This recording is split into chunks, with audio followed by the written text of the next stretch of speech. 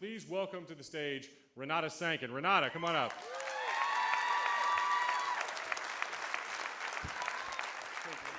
Welcome. All right. Sometimes people tell me that I'm brave, which sounds like a humble brag. But what those people don't know is that my secret is I just like to maneuver myself into situations where it's actually much more embarrassing or inconvenient to not do the thing that I'm afraid of doing. So like right now, if I were to just run off stage, that would be a lot worse than just sticking it out and telling this story. So that's how I found myself standing on top of a 25-foot-high waterfall, preparing to jump into a pool of water below. All my friends had already jumped. I was the last one to go. I had been the slowest one to make it up to the top of the waterfall, partly because I'd had to hike without my glasses on. I didn't think that they would survive the trip down a waterfall, and I knew I would need them later, like forever. So I couldn't really see that well, and also I did not want to. But then our guide, who was in a huge hurry because it was raining, and he said that if we didn't hurry up with our trek, it wouldn't be safe for us to finish it, that the water would get too high, which was very reassuring.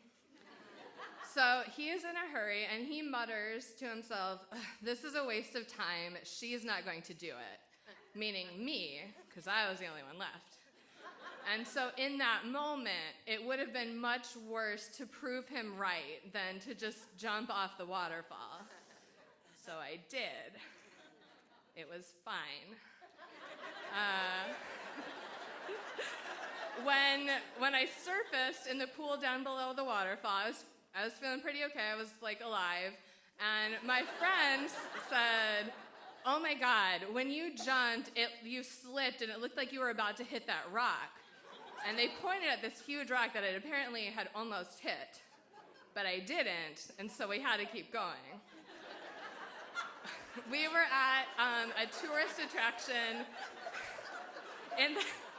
we were at a tourist attraction in the Dominican Republic called, in English, the 27 Waterfalls. And what that is, it's 27 waterfalls. And you climb all the way up to the top one, the 27th one, which is the highest, and then you jump back down all of them.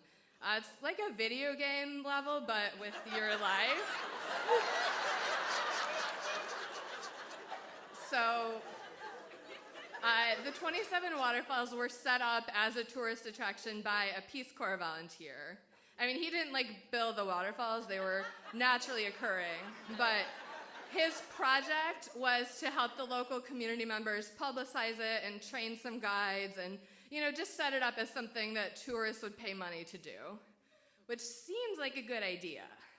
But the thing about Peace Corps volunteers, which at the time included myself and all my friends that I was there with, is we're just kids straight out of college who don't know anything about anything. So I had time to think about that on our way down all these waterfalls. Your price of admission for the 27 waterfalls included the use of a guide, who's very reassuring to have along with you, as well as a helmet and a life jacket for each person. But since the guides are trained by an idiot Peace Corps volunteer, they do not care if you wear the helmet or life jacket. You just have to receive it. So my friend Justin was not wearing them. My parents are in the audience, and I'd like them to know that I was wearing a helmet. But Justin was not, and he started showing off. He did this crazy backflip off of one of the higher waterfalls. And we all watched him spin through the air, and then we all watched him land head first on a rock with no helmet. No, we were pretty sure we had all just watched him die. But then a moment later, he surfaced, and he was totally fine. He had not actually hit the rock at all. It was just something, it was raining, and we were at a weird angle, and to all of us, it looked exactly like he'd landed on it.